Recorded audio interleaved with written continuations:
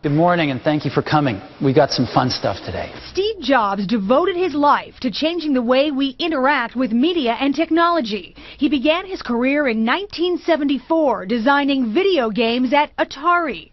2 years later, Jobs and Steve Wozniak founded Apple Incorporated. They set up shop in Jobs' garage and they created their very first product, the Apple I, a single-board computer with a built-in video terminal.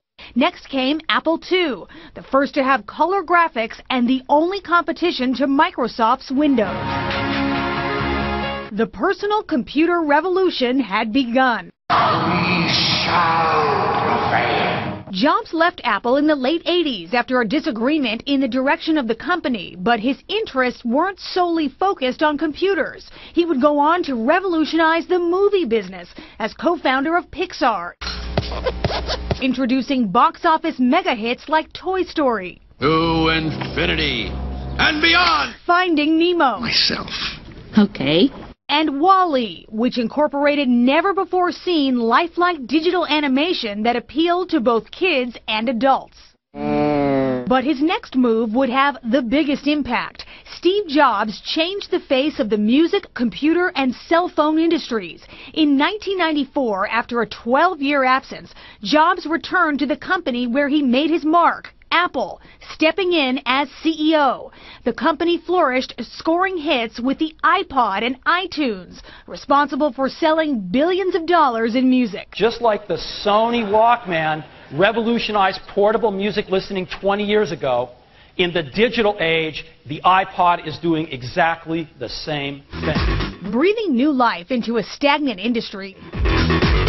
Next, the iPhone, a frenzy that left cell phone competitors scrambling. The annual Macworld appearances in his trademark black shirt and blue jeans were headline events, and new product launches became front-page news. Time magazine named Jobs one of the world's 100 most influential people. Steve Jobs had become a pop culture icon. You can film a movie while watching a movie and making a phone call, all while watching your favorite episode of The Office. Steve, Mom! He's a genius. He's like a god who knows what we want. Greetings, it is I, your insanely great leader, Steve Jobs. But in 2003, at the height of his professional career, Jobs was diagnosed with a rare form of pancreatic cancer, one more curable than other forms of the aggressive disease. 5 years later, Jobs appeared on stage looking noticeably thinner. He said he was cancer-free and tried to quiet rumors of his demise.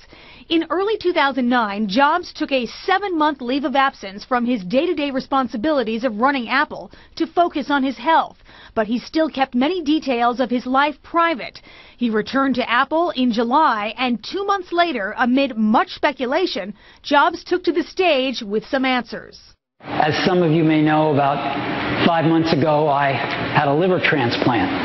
But in early 2011, he again announced he was taking a leave of absence. And again, he kept the reason behind it quiet. He remained on board as CEO, continuing to weigh in on all major decisions. But he left his day-to-day operations to Apple's COO. Despite his illness, Jobs continued to drive Apple's innovation and success. A hands-on creator, passionate about the consumer experience, Steve Jobs was a successful innovator and marketer who has forever changed the way we interact with media and technology. That's what it looks like. Very thin. Anita Vogel, Fox News.